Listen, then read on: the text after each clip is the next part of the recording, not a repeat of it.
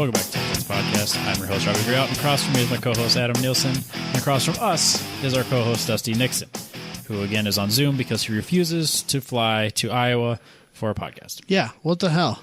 Everyone knows podcasts are better in person. I have a long commute home. Yeah, why can't he? Yep. Do you think Joe Rogan does Zoom podcasts? No, he doesn't actually. He doesn't.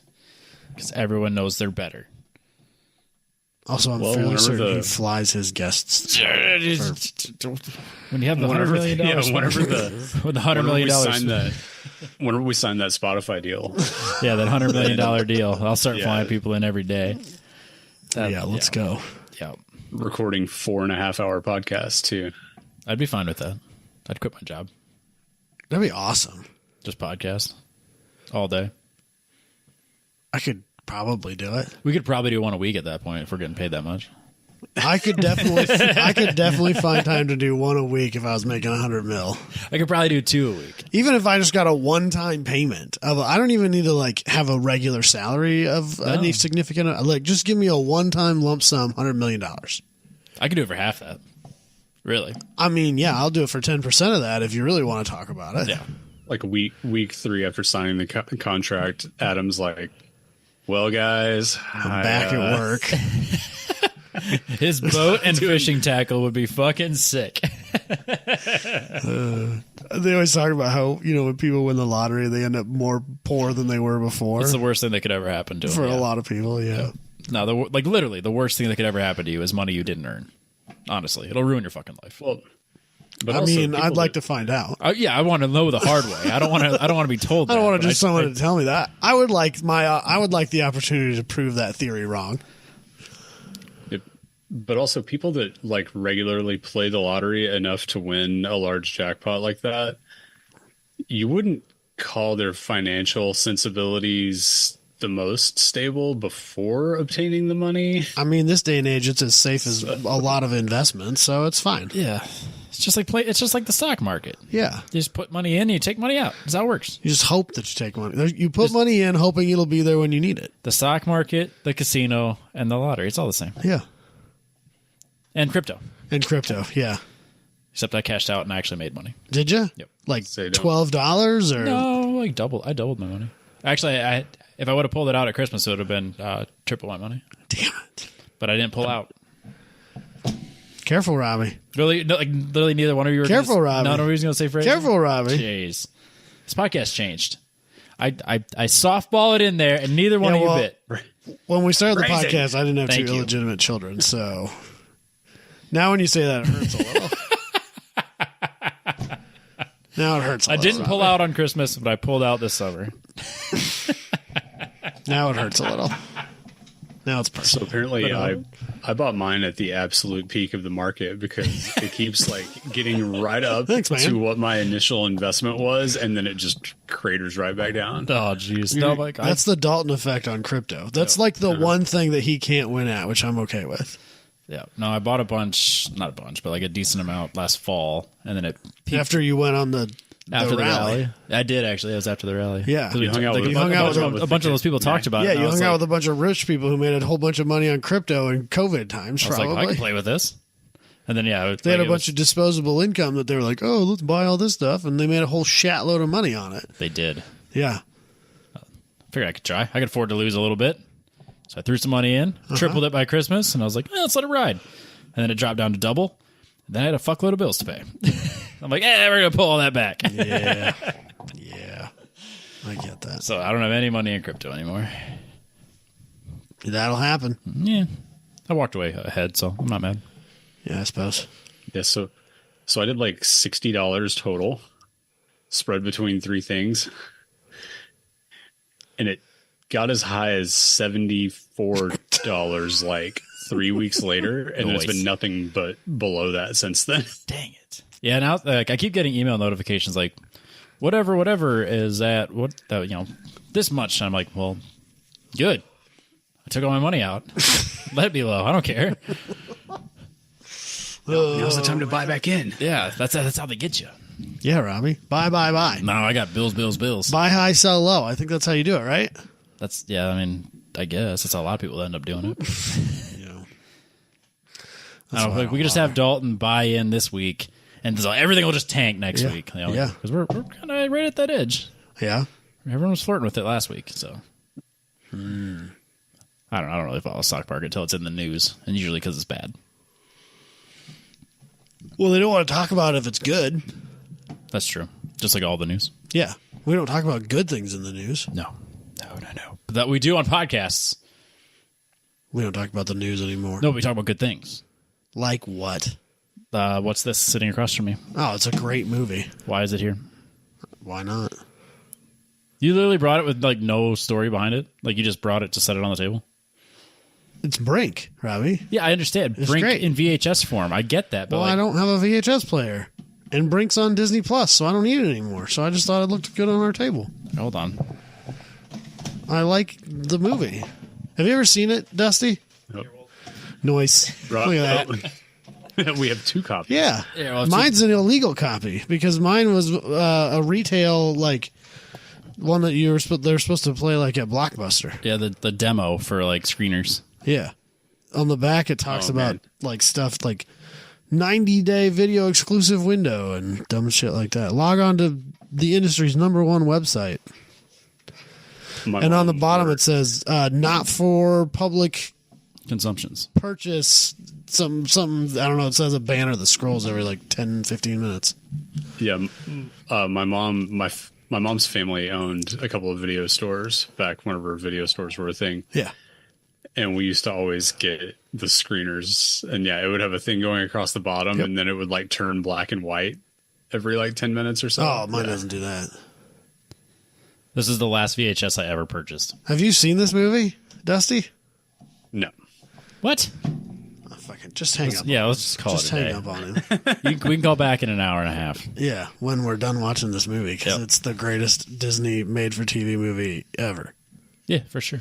It's the best made-for-TV movie that Disney ever made, for sure. By far. I like If Johnny it- Tsunami, Yeah. Motocrossed. Yeah, I think there were some others. Did you ever there watch was a junior drag racing one. But yeah, that's what I was going to ask, the Erica Enders one.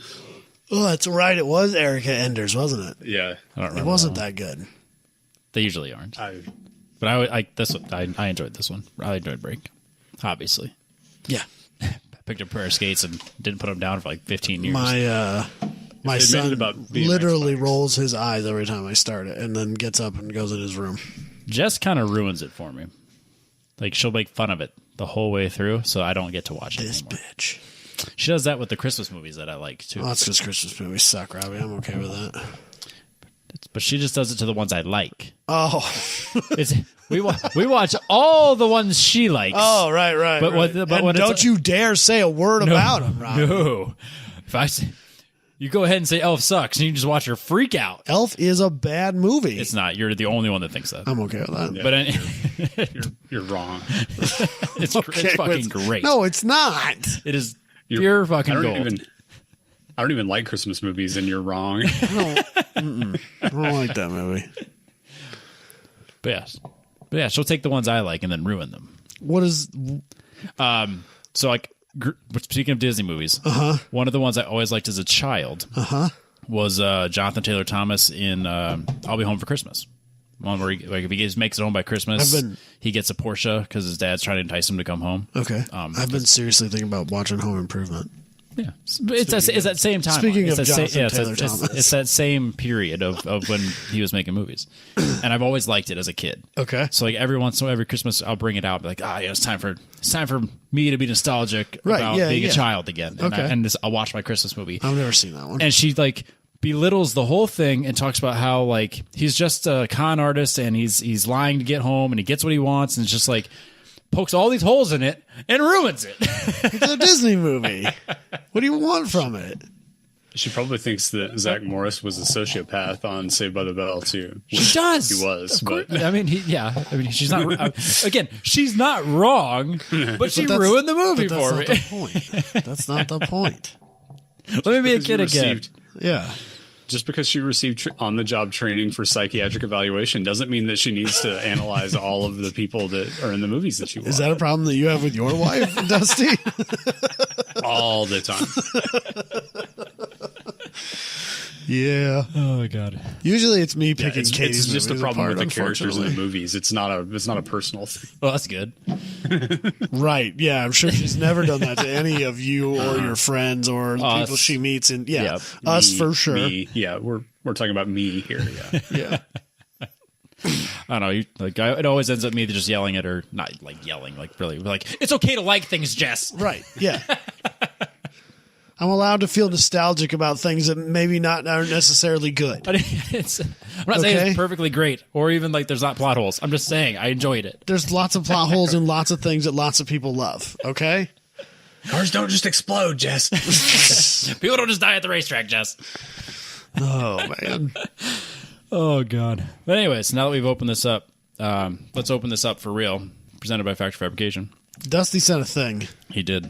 that apparently he wants to talk about.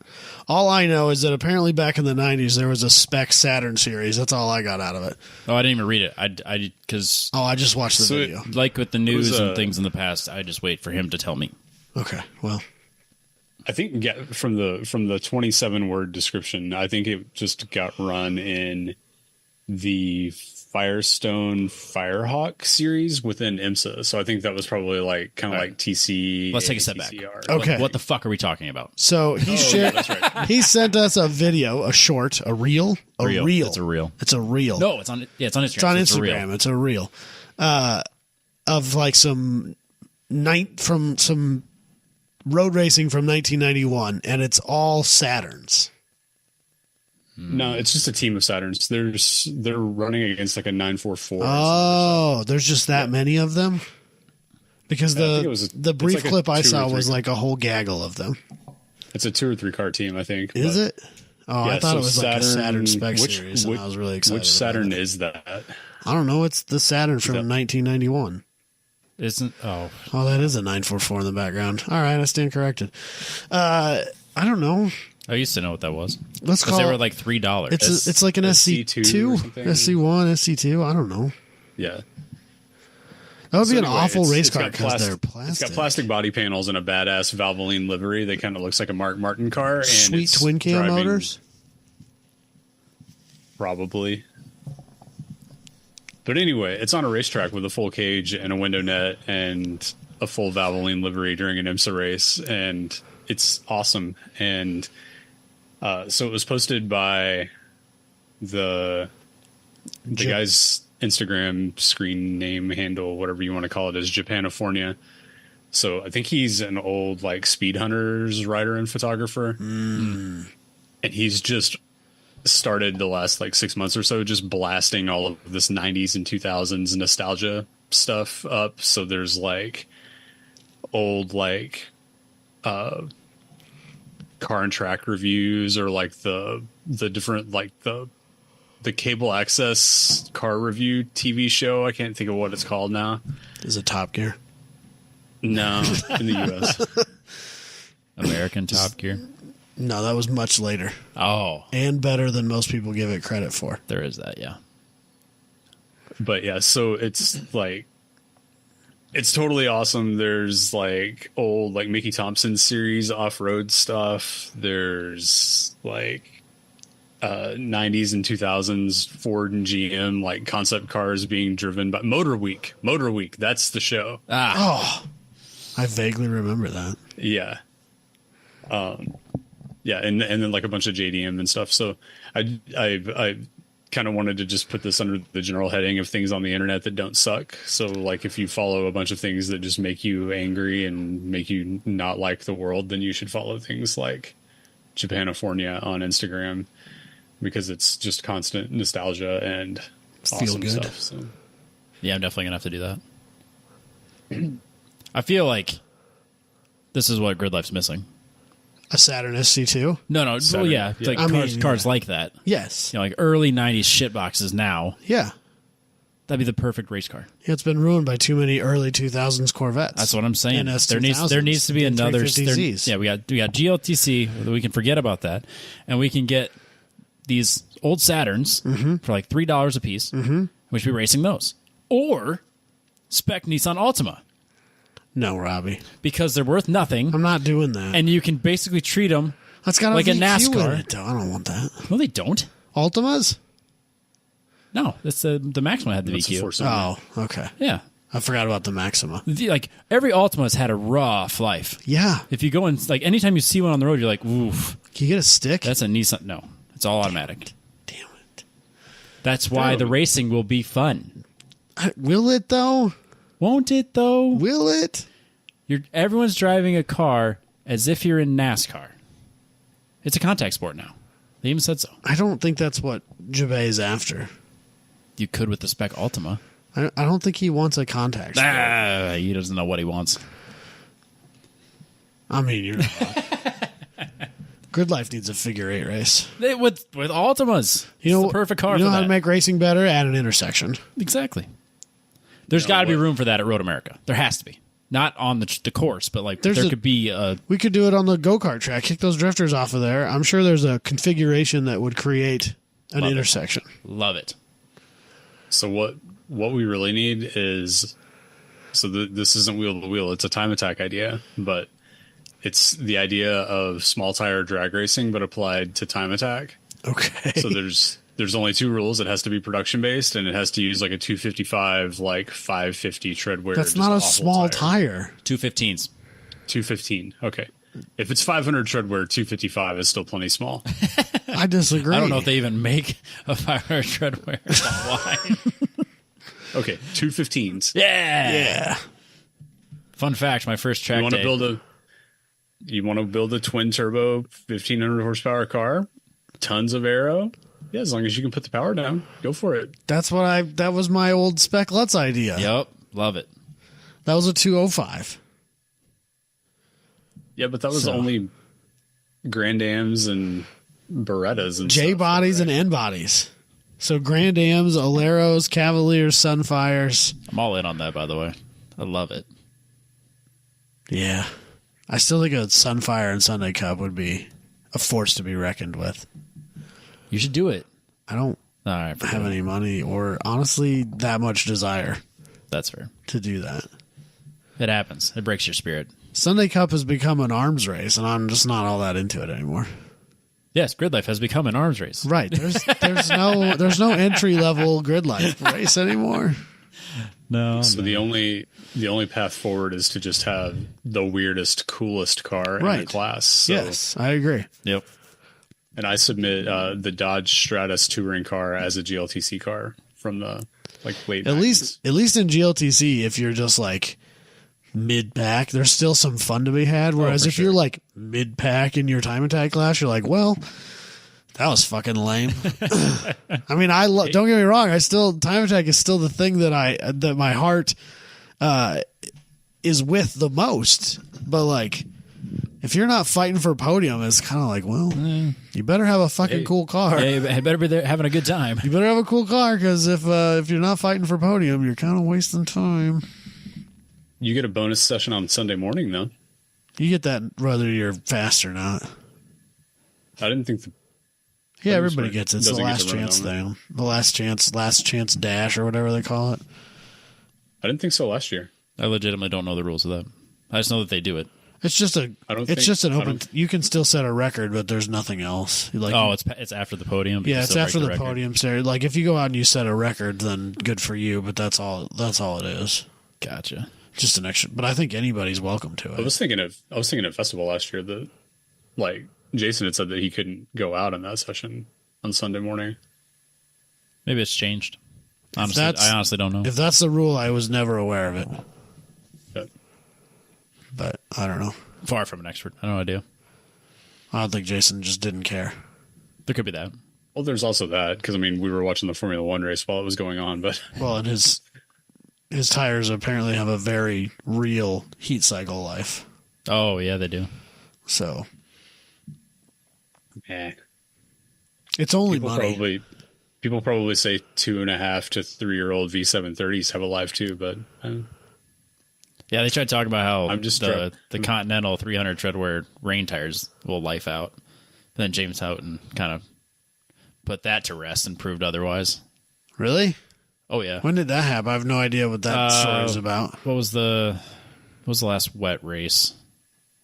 race 3 or 4 at Midwest Fest. Might have been Midwest Fest. With I think a group of them were talking about how they were they aged out their wet tires, which would be like the Continental ECS, right? Whatever's the Extreme Contacts or whatever. The sports, Extreme Contact Sports. Yeah.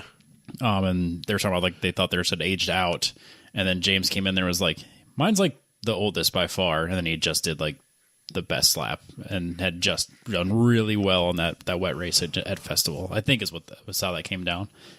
So it was just kind of fun watching that play out. And, like they're all kind of talking about it, and then James comes in. Yeah, mine are like from forever ago.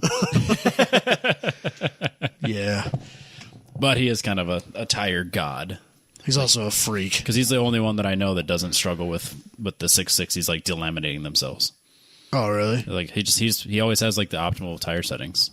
He goes, yeah, we've ran them till they actually like the tread was gone and the heat cycled out. And I'm looking at mine after like one heat cycle going, they're fucking delaminating already. I don't know. Yeah, that guy's not from here. Alien. And I don't mean that he's Canadian. Well, I mean, there's that too. He's both kinds of alien. Yep. Yeah, he's very fast in a very well set up car. And very jealous of the crappie I caught at Midwest Fest. Nice. True story. James Houghton was jealous of you. Fuck yeah, he was. I was like, we don't have a topic. Yes, we do. Oh, okay. What's that? Gridlife? Yeah. Okay. We have a topic. You crashing into another fucking thing. Yeah, it happens.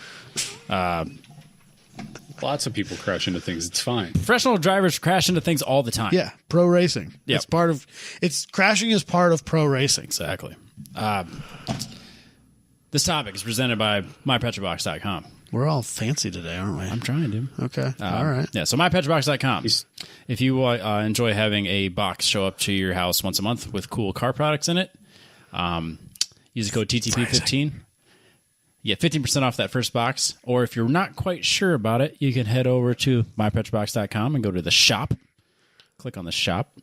And then you can use that same code, and you can actually pick and choose things that are currently in their on their shop. And that code is still active for just that stuff. So if you're not quite ready to pull the trigger on a box, you can go in and pick out the shirts you already like, the socks you already like, the car care products you already like, and you can get that 15% discount, TTP15, mypetrobox.com. I was going to ask something about a box showing up and phrasing. Yeah. I didn't want to interrupt your ad. You can always interrupt an ad for a good phrasing. Our priorities need to be in the right spot. Life would be a lot more simple if I just paid for a box to show up once a month. Ain't that the truth?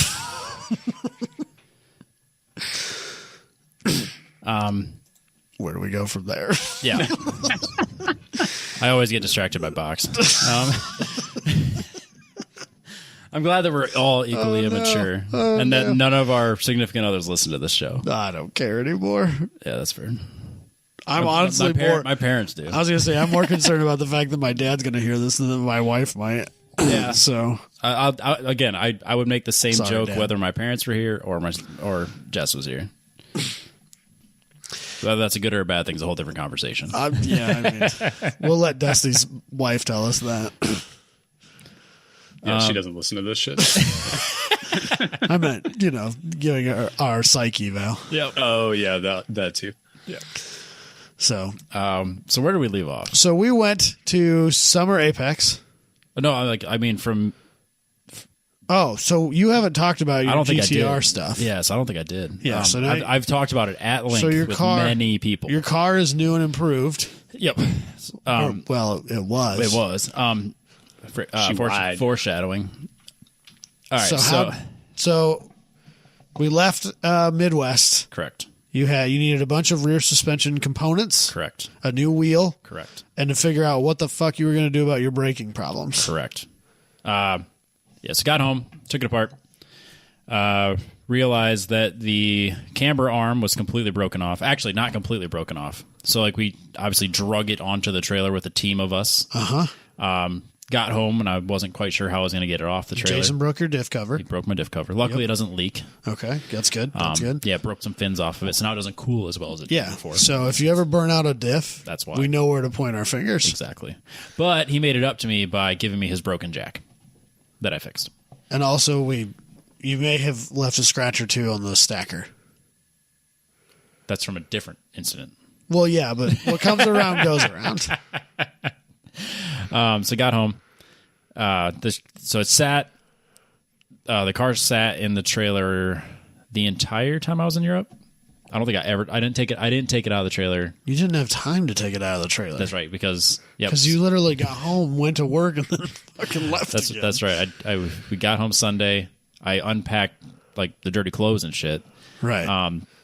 Went to work at 6 a.m. on Monday, and was on a plane. Well, this was only just Chicago. At 6 o'clock on Monday night. So yeah, the car stayed in the trailer all the entire time I was at Europe. Got home that next, whatever the hell day it was. I don't know if it was the next day. It was like that week. But like I was sitting in the airport in Venice doing maths, trying to figure out exactly Bad maths. Correct maths for the record. Like financial maths? No. Oh, okay. We pushed that long aside. Okay. That's why I was saying bad math. No. Okay. Okay. We've taken the Dalton approach this year, and it's also why nothing's getting fixed for a while. All right. All right, I'm there. So we'll get to that. Yeah. So like the house is abandoned. The dogs are hungry, but damn, that race car looks good. No, it doesn't. No, it doesn't. It fucking broke. Looked good. It did at one point. Got back from Europe, and one of the days later that week, I finally pulled the trailer out because I had to pull it out, and then yeah, you want to do that, and then so then tried to figure out how I was going to get the car out of the trailer, and so I was trying to put it on dollies, thinking maybe I could just do something like that, just basically drag it off the trailer. So as I'm lifting the rear of the car to put it on dollies, it just snaps the fuck out of the camber arm.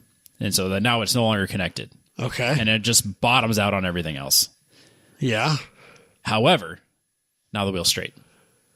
Enough. All right. Well. So then I like looking at it, I was like, well, it's not scraping. Small victories. Yeah. It's not scraping, and now I can orient it straight. Uh-huh. We'll just fucking back off. Yeah. Like breaking this camber arm all the way off was the best thing to happen. So then it's damaged already. Who cares? It's already broken. Who cares? It's not like you're going to hurt the wheel. No, that's broken too. Yeah.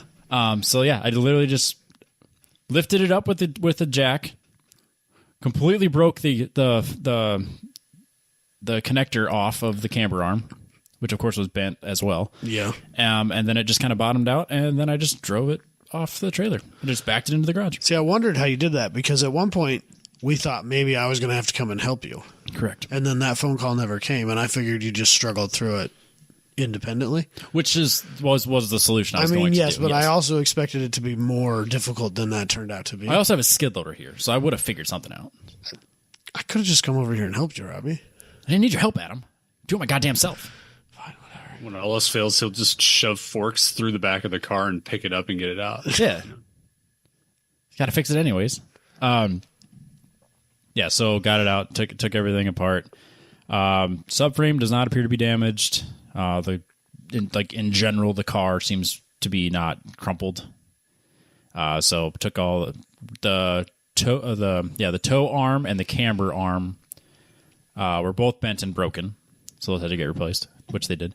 And then the fork attachment dealie on the tow arm looked like it had just ever so slightly. So I replaced just that.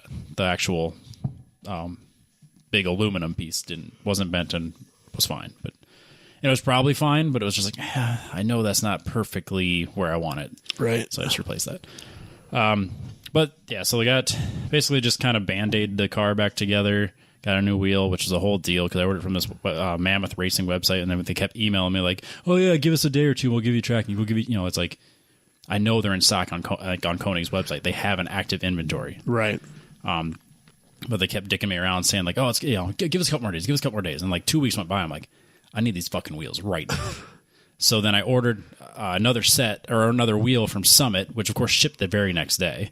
Then obviously went through the whole like filing a report with my credit card and like the whole fucking deal. So yeah, don't order from Mammoth Racing. That's the lesson learned. Yep. Yeah, so that showed up like 2 days before the event, so I got that all swapped over. Basically band-aided the car together. Yeah, so the car was ready-ish. But the biggest thing was that I knew that I needed to, I've always just kind of known that the 350Z wheel hubs are flimsy. That's why you get the 370Z rear axles and wheel bearings, and you just kind of do that in the rears and you fix that. Because those are even unbelievably flimsy in the rear as well. But pad knockback and flimsy wheel bearings are a thing with 350Zs. Right. Even if you get Timkins or OEMs, if you're tracking it almost exclusively, it's pretty common to age them out. Every 2 years, just get a new set. Right. Which I did before Midwest Festival. Yeah, we talked about that. Less. Or less. Sometimes less. Yeah, so so having the actual hub just like crack all the way around and just that like the lugs and stuff would just no longer be a thing, and you lose a wheel and then you crash. It's a thing. Oh, good. Yep. Super not uncommon thing. That's Hondas have a similar, I don't know what it is, but they have a failure that like if you're tracking a Honda of certain generation, that's just a thing you need to replace with some regularity. Yep. So like the tracked 350Z group that we're just Dusty and I are in, a bunch of Gridlife and a bunch of people that we know are in. All have like their suggestions on what to do, and basically it's you run OEMs or Timkins, and that's it. Anything else isn't going to last, and then even then you're aging them out, and checking them constantly. But I always fought pad knockback, and it was really apparent at tracks like Gingerman, like going into 10 was pretty significant. Because you got a bunch of fast back and forth. Yep, and it flexes and then pushes the pads back. Right, and it flexes both directions, so you're pushing everything out farther. Yep. So I was able to. Anytime you're left, right, left, without a brake event in the middle of it, yeah, you're going to need to either check the pedal or you're just going to know that it's going to be long the next time you have to brake. Yep. And that's so crazy. Yep. And then even at like Road America on the long straights. I was running Paragon rotors now, but previously I wasn't. Those would have just enough play in them that it would do it just on the straights. So I'd be sitting there. I'd be like, before I had ABS, I'd actively be sitting there with my left foot, just tapping the brakes down the front and back, like through the kink and like at Road America. So I'm sitting there with my having to tap the brake to see if there's a pedal there before the kink. Not before the kink, but like after the kink, and then before the Canada corner at Road America, and then turn 1 at Road America were like the two big places that always make sure. And then turn 10 into Gingerman were like places that came up often. Right. So I had been told, E-Man made a comment about you could run GTR hubs. I tracked down the guy on the 350Z tracked the group, and he had done the GTR rear hubs from an R35 GTR and put them on his 350Z. On the front. So, okay, the 370 in the back fixes the problem. Bolts right up. You're good. Yep. Like those are fine. Those don't need change. You're chasing troubles up front. Correct. Right now. Yeah, so basically I had moved all my pad knockback issues just to the front, so that and I had gotten used to letting the ABS compensate for me. So like if I didn't quite do a good job of doing pad, like reset my pads, the ABS would take over and compensate, and everything would be fine. Right. When the ABS module failed, and I didn't actually, it was my master cylinder that failed, and my ABS module was telling me that my master cylinder had failed because the pressures weren't making sense. Okay. So that's why it kept giving me pressure sensor faults. There's nothing wrong with the ABS module, nothing wrong with the pressure sensors. It was the fact that when I would press my pedal in, it would give really weird pressures. It would work, right? But my ABS module, this is fucked up, man. Right. It was actually the master cylinder all along. Okay. So somebody put GTR rear hubs on the front. Because the flanges are the exact same bolt pattern. They bolt right up. Bolts to the spindle. Correct. Okay. Yep. So and that hub essentially looks like the rear one from a 370. Yes, actually, it's even beefier. It's just but it's made the same way though, of where the housing around the hub itself is ginormous compared to the stock one. Yep, it is remarkably beefier. Yep. Yeah.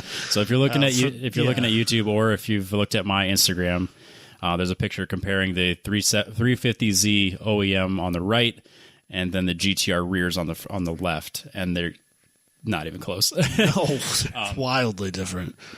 So I talked to the guy that had done this. He doesn't have ABS. That was his biggest thing. He's like, you can do it. It bolts right up. The biggest issues are it adds 28 millimeters of width on either side. Right. So you're now wider. Which can be good. It's not a bad thing. In some, if you have the right wheel and tire package to compensate it, you're fine. Yep. Yeah, because he was running some like really crazy offsets. And then he goes, you're obviously going to want to, because they're meant to be set up with an axle, you're going to want to put some sort of like axle setup in there, like to simulate that and have that preload. He goes, but it won't line up with your ABS sensor. Oh. So you'll lose ABS, or unless you have to figure out a way to make that work, which of course I did. Yeah, so the biggest thing was bolted right in, added 28 millimeters of width on either side. So I ordered the hubs. A huge jump. Yep. So I ordered the hubs. They showed up, bolted right up. All good. Ordered the cheapest axles I could. Again, they're not GTR axles. They're 370Z rear axles. Well, 28 millimeters is less than I thought it was. It's not. It's like 1.1 inches. Here, let me tell you. It's half the size of a rollerblading wheel. Get it? Yeah, you got it. I figured he'd get that. I mean, our rollerblading wheels. Aggressive rollerblading wheels. Yeah. But, it's 1.1 inches. Yep. So, it's not bad. It looks more than that in that picture. That's because you see how the flange... The flange is remarkably lower. Because the 350Z...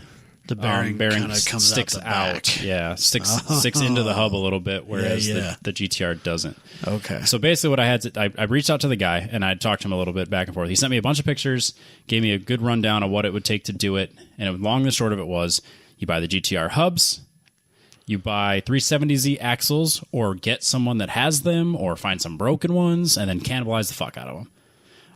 And then you could either just like lop them off, and then just tighten it all up as if you were running an axle through it. And then he said he runs 345 squares on his car, Hoosiers, and never has had pad knockback issues, ever. Oh my God. And I told him, sold. I will make this work. That's crazy. So I ordered the hubs, verified that everything worked. And then, of course, you have to do a spacer on your caliper 28 millimeters out. Are they remarkably more expensive? No, because 350Z wheel hubs are very expensive. Right. The GTRs are the same price. Are they? Yes. That's hilarious. Unless you get, I think there's a Nismo edition. I'm sure there's some crazy that you can get for like 350. But someone probably makes some ridiculous billet wheel bearing housing thing that costs $11 billion. I want to say I think the 2019 Nismo editions are like really expensive, and then just like the regular ones are like the same price as the 350Z hubs. That's hilarious. But then you got to buy axles. So I had to order the cheapest axles Amazon has. I mean, you don't care. No, I'm literally taking them from the packaging and then take them to the grinder. It's too bad we don't have like a decent U-pull-it around here. Yeah, I looked. There wasn't anything. Right. The one we have is like garbage anyway. So they're not going to have that like stuff. anything on eBay or Marketplace was the same price as like just having Amazon ship me a brand new one. Right. So and they're also going to be all rusty and gross. Yeah. So you just put the spline in and cut the rest of it off? I wonder if I took it. I didn't take it. I didn't save that picture. There's like a face on the front of the CV housing that has to be there too, I'm guessing. Yep. I guess I'm not gonna. I have a picture somewhere. I actually have a picture on my Instagram that shows the axle. So basically, I cut it it's got like the splines. First, you got the threads that you put the axle nut on, then the splines that goes through the hub, and then it has like I machined it back, so it's just like a plate that it presets on the bearing. Okay. Trying to find your Instagram here because I just want to see it. Yep. So took that, and then I also did a bunch of measurements and designed an adapter. So I pulled the tone rings out of my old spare 350Z hubs. Did all the measurements I needed, and then this is the conversation I was talking about earlier. When I was in Venice, I'm doing all the math in my head of like what I need. So I ordered like the bolts that I needed for the caliper bracket, the spacers I needed for the caliper bracket, because you're basically just moving the caliper over 28 millimeters, Right. But you also want a good bolt. You're not just throwing some. Where do you get that spacer? I made it. Okay. So I scumbagged a machinist friend of mine because I went to 3 machine shops in Des Moines over 4th of July weekend, like that, or the week leading up to 4th of July, Right. and was like, "Here's my engineering drawing. This is what I need." Here's my painfully simple request. Yep. Because it's only like 200 thou wide. Right. Because it's your base. You machine the axle back, and then you have this like if I could I would have made it all out of one piece, but like, it just doesn't work that way. So if I'm cannibalizing the axles, I have to make an adapter, and then the tone ring presses into that, and that aligns the tone ring with the ABS sensor, and everything works like it's supposed to. Okay. So I scumbagged my machinist friend on the Friday before 4th of July to help me machine these parts. So we took the axles, we machined them back, we tapped them, and then we put a pin in them, or a pin to prevent it from rotating if it ever got loose. Right. And then we made the aluminum adapter, and then basically drilled a hole through it, another hole for the pin, and then also machined out the. We lost the light. Okay. That light? Okay. Oh, yeah, we did. Thought the power was going off. No, for a that's second. I was just like, well, that. this has been a Just fun that. show. No, we lost one of our studio lights. All right, well, it's dark in here now. That light bulb burned out. Anyway. I shouldn't have. That's LEDs. I replaced those. Oh. I replace LEDs more frequently than I did incandescents, I swear. I agree with that, and I made that comment one day in our group, and I was torn to pieces by multiple people about how that's a fucking ridiculous statement. I mean, it did last longer than the original incandescent, but So, I don't know. shockingly not long. I don't have good luck with LEDs. I have everywhere else. But anyway, so scumbagged him into machining these parts for me. I did all the math without any, like I just took my cheap caliper that I have in my toolbox and did all the measurements that I could. Because, the hub sits differently. The GTR hub sits slightly differently in the spindle than the 350Z one does, so you have to kind of offset everything. And I was within 20 thou of what I needed it to be. Just by rough guesses? Just by measuring it with the calipers and doing the maths in my head.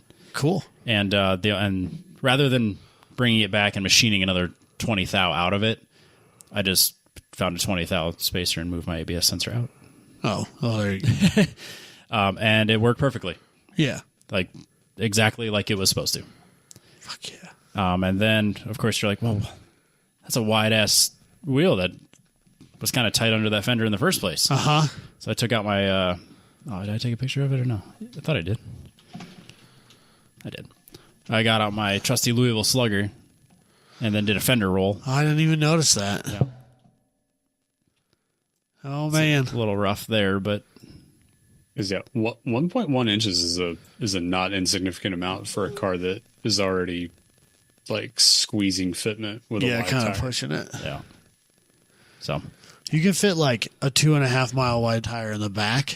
Yeah, all day, every day. Yeah, but the front was a little tighter for sure. No, so... Yeah, I definitely wasn't worried about that. And if you wanted, like most of the wheels for the Z, there's also a version of them that's like a plus 40 versus a plus 15. Yep.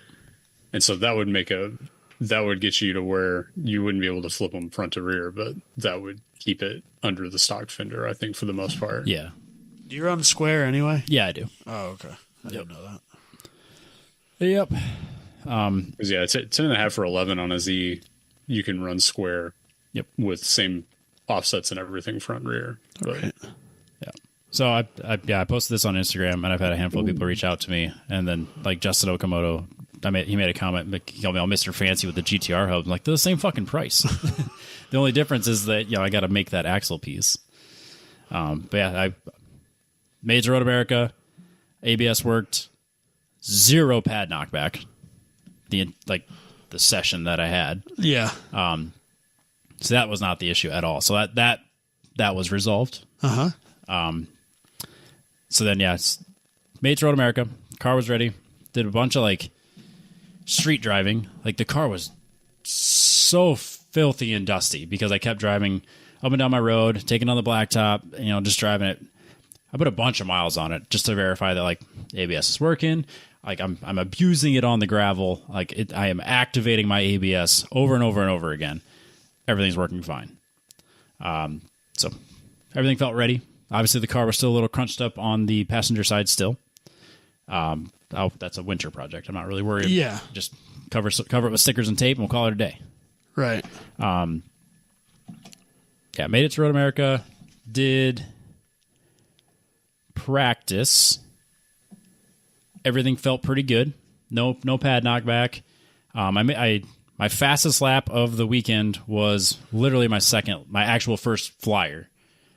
And even that I wouldn't count as a flyer because I was still testing to verify that my ABS even worked. So braking really early, not quite on online. And then the rest of the session was interrupted by safety vehicles on track. So like I honestly I did a 2:37. Like literally my first lap, and then the rest were in the 40s because like I would slow down for the safety truck. So like Joe and I were looking at the data because he did just a little bit of like tuning to kind of keep the temperatures down. We weren't fighting it at all like we were at Gingerman, but he just wanted to he's a perfectionist, so he wanted it to be perfect. Yeah. So he was going through it, and I made a comment to him. I was like, it's weird because I feel like I keep missing the shift from 4th to 5th. It's like, but it stays in gear. Like, it's not like I'm going 4th to 5th and I'm just fucking it all up and I'm all in neutral. Right. It's still in 4th. And, like, at Midwest Festival, it was stuck in gear sitting in the parking lot. That one time Joe went to go start it. Because he went to go start it. Oh, I remember that. Yep. He went to go start it, and it was and locked. Tried to roll away. Yep, and it was locked in gear. We didn't think anything of it. Because we just kind of moved the shifter, and it went back to neutral. We had to rock the car a little bit, Yep. though. Yeah, so we just thought, like, it just kind of rolled back and didn't think anything of it, right? But didn't we have that problem years ago? Totally different problem. Okay. Same gears for third and fourth, Okay. but totally different problem. Okay. That theoretically was fixed years ago. Oh, I remember that. Because it was just the oil windage tray. Yeah. Shit all over. I remember that now. Okay. Yep. So I made a comment to him after practice before qualifying. I was like, I keep fucking up this shift. I don't know if it's me. Like, is there something we could change with the flat shift? Because like I'm not even flat shifting 4th to 5th because I have to be real delicate with it. Because if I try to like do it, it won't. It like rejects it, and then just like I don't make the shift. It's like, yeah, he's like, yeah, we'll look at it. He's like, we'll do some testing. Like, I'll try, a couple things with the flat shift, and yeah, like nothing jumped out as being wrong. I forgot about flat shift. Yeah. So went out for qualifying. I think I did a full lap. Maybe the second lap. I think it was like legitimately the first actual. Yeah. It would have been the second lap. All right. And then this happened. And I do have a video because I've sent it to like a bunch of people because I seriously watched it for a week, almost 2 weeks, and would not make sense to me. Okay. Nothing made sense to me. Okay. So I'll explain to what happened. So I'm going through turn 7, which is basically flat. Should be flat if you're doing it correctly. You go up the hill, under the Towards bridge, the take a carousel? left, take a right to go down to take a left to the carousel. Okay. So it's the right turn, which is flat, and then you brake to take a left to go to the carousel. Okay. So I'm going through 7, and it happened so fast. Like I had to watch the video because in my mind I thought it happened mid-corner. It actually happened a decent ways after the corner. So it didn't happen when you shifted? Nope. It was after I shifted. Okay. So in my mind, I was convinced the transmission had grenaded itself. That so I come around the corner, I just loop it. It was like I got hit by the red shell or the blue shell in Mario Kart. Just like I had no steering inputs, I wasn't doing anything. It was just whoop, spun it into the fucking wall. Right. And like I'm sitting there. Luckily, I'm off on the side of the road, I'm up against the wall, so they don't have to red flag the session. They don't, or black flag the session. They don't have to yellow flag it. They can finish qualifying. So I assume the back wheels locked up. Yep. Yeah. So when back wheels lock up on cars, you spin. Yeah, there's nothing you can do about it. I was a passenger. When I was 14 years old, the rear end on the Tempest that my dad had blew up, and those back tires locked up, and that car skidded sideways and then rolled. Yep. And yeah, he said, I mean, there's literally nothing you can do about it. Nope. I kept it mostly off the wall. It took a boop in the rear, so I broke the taillight, bent tore up the bumper, and then tore up that wheel real bad. Broke the wheel I didn't just replace. Passengers. And then the axle's all damaged. Yeah. But I'm sitting on the side, and I'm on the radio with Jess because I installed that radio because we were going to use it. I know. I was so excited. I'm on the radio with Jess. I'm like, go to the top of grid. Tell John, bring a fucking rollback. Don't just tell him to come out. Go up there and tell them get a rollback. It's going to save a shitload of time because if they don't, they're going to come out here and then I have to tell them. I can't be towed. Yep. And in the moment I thought you couldn't. I assume it's destroyed. Right. But I'm like, once we got a closer look at it, I could have just kept the clutch in. It would have been fine. But I assumed that it was destroyed. Right. And actually, the rear was damaged enough that I probably shouldn't have anyways. Yeah. And even in the moment, I didn't realize how bad the rear damage was. Well, yeah. I thought it was just the transmission. Right. So I come to a stop, right next to the wall. Shifter's in fifth. My car is not in fifth. And you know that? So I bring it into neutral, or what I think is neutral, and I try to go, or try to shift to first so I can go. And it won't let me shift. My only movement it'll let me do is fifth to neutral to fourth, to neutral to fifth. That's the only motion my shifter will allow me to do. Right. I can't go to third. I can't go I can go into fifth. So it won't go back and forth in neutral? Nope. It just stays in that line. Just that fourth to fifth line is the only thing it'll let me do. Okay. And then I'm in neutral, and I try to start. I actually killed the car. And I'm convinced that everything's fine. So I try, shaking it. I'm like, okay, I'm in neutral now. Now that I'm not. There's no force against it. Whatever. And I try to get it to go, and it's in neutral, and the car's clearly in gear, and is trying to move, and it tries to kill the engine because it's a higher gear. Right. So yeah, it was locked in fourth. It was locked in fourth gear. Unsprung $6 not getting the car going in fifth gear. No. From a stop. Well, especially with a tire that's completely destroyed that he doesn't know about right now. Correct. So here's the video that I sent. I watched it a bunch of times. So I tried to wrap my head around it. Apparently, this video's been withheld from me because Robbie wanted my genuine initial reaction on the show. So this is my first time viewing this on purpose. Yes.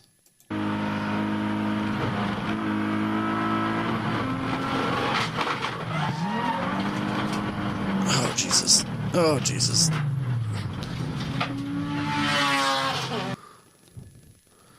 want to watch it again? What am I looking for? What could explain what happened?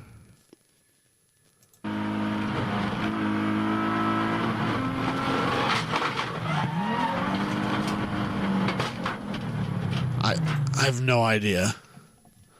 The general consensus from anyone that I sent that to, their first reaction was, "What the fuck?" You got hit, is what it looks like. Yep. It looks like I got I got red shelled, man. Yeah, that's it looks what it like looks someone fucking bump drafted you. Yep. Hard. which of course was not what happened. No. Yeah, so I guess I sent that off to Dusty, the Kanakri, Scott Robertson. I can't think who else I sent it off to. I sent it off to a few people, and was just like, well, I was like watching the gear, the shifter to see if it moves or anything. It doesn't. Nothing happens. Nope. Scott was like, "What's the data tell you?" And I went and looked. I pulled the data, looked at it. All it shows me is that my rear tires equally lose speed at the same rate, and very quickly. Very quickly. Yeah. Yep. So like, which backs up obviously my rear's locked up. Right. Sent it off to like everyone was just like, "Dude, it makes no fucking sense," because like I brought the transmission home. We hot swapped my spare CDO1 in Jason's stacker. So when this happened, so you went down there Friday. You went down there Thursday. I worked all day Thursday and then went home and slept, and we got up in the morning and drove down there Friday. And my original goal was to be there by the time before this session started. Correct. But my children had other plans, and I forgot how long it takes to travel with a 2 and 8-year-old. Adam, that doesn't make any sense. Kids don't change anything. Dusty can back me up this one. So, yeah. I can ride both sides of this fence. So, I didn't. So, like, literally as this was happening, I was checking in. And then all of a sudden, my phone starts blowing up. And, like, people are like, what happened to Robbie? Is Robbie okay, Robbie? And I'm like, are you fucking kidding me? Like, I just pulled up here. So, I didn't know what was going on. And when I pulled in and came to talk to you, we thought we were fixing this thing. Yep. Because you had your spare trans. Yep. And you had a wheel and tire, or you had a wheel. We just maybe needed to move a tire. I would have had to move 2 tires. I would have but that's doable. Yeah, the offsets are different on our wheels, so I'd have to do 2. Oh, okay. Which is again no big deal. But we thought we were fixing the car. Correct. Because we were going to put a trans in it. Yep. Which we did because I wanted to easily move the car. Right. But the weird thing was that the trans wasn't grenaded. Like, it was all in one piece. It was still like I could do things with it. Right. So yeah, we swapped in the spare trans. Realized the extent of the damage, and the biggest thing was somewhere along the way. So I don't know if like the wheel broke as I hit the wall, and then that broke the camber arm, or the camber arm broke first and then destroyed the barrel of the wheel. But one of those things hit the external reservoir. The external reservoir on my Fortunato 520s, and it broke it off. And I'm literally on the phone with Fortune. I'm like, I got one broken one. What are my options? Like, yeah, send it in, man. They're like, it's fixable, but not in the field. You're not getting it fixed today. And it's like, piss.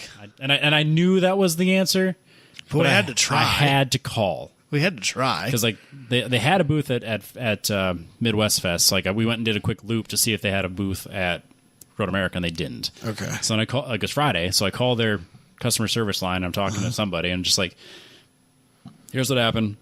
One's broken. I just need to have some way to connect that and then add the fluid. Which of course I'm sure there's like way more to it than that. But they're like, yeah, fluid, and then you need to nitrogen charge it too. Yeah. So I don't have any of that. So it's broken. But that was honestly the only thing that kept me off track was that, and then my major concern about like I could not comprehend what happened. Right. And even 2 weeks after the fact, after getting home, taking the CDO9 apart and having it not be in pieces. So what happened? So like that was the weirdest thing, is that like it kind of looked like the fluid was kind of gross, but there wasn't chunks in it. It wasn't like milky. I remember that we drained it and it was like shockingly clean. Like the fluid looked like I probably should have replaced it, but like it was fine. Right. So then, took the trans apart, and I could recreate it on the bench. Okay. I can put it in 5th and 4th at the same time, but that locks everything, which would have killed the engine. But the engine never died. The engine never died. And it will absolutely get locked in 3rd and 4th gear.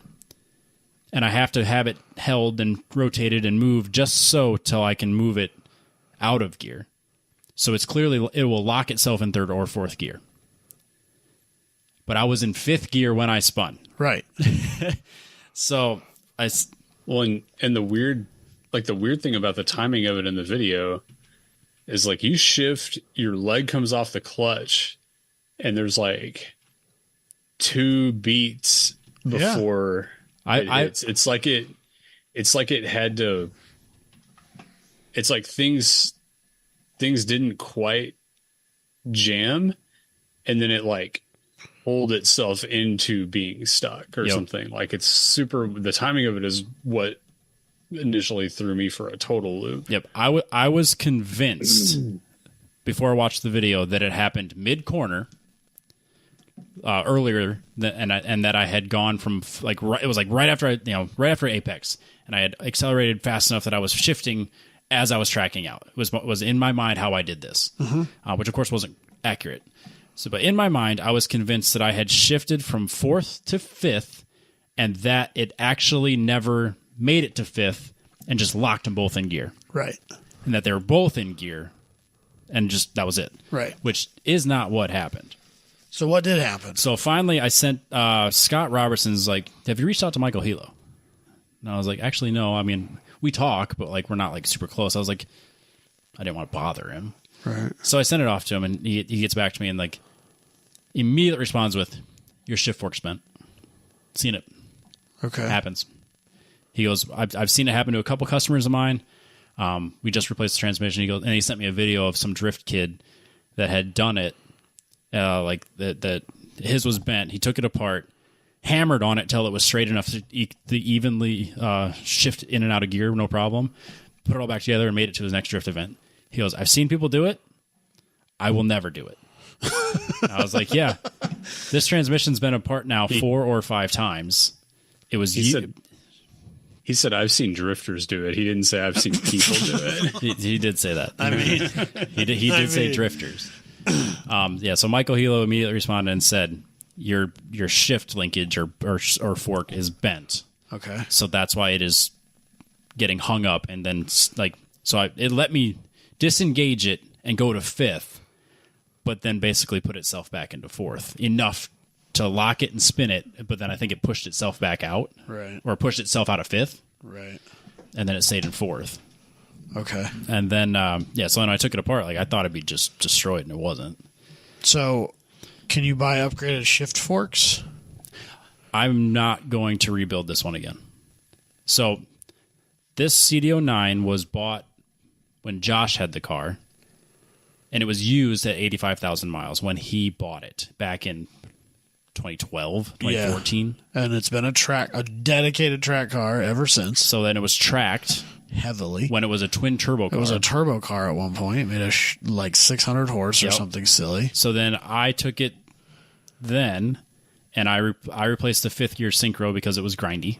Uh-huh. So it's been apart for that. Uh-huh.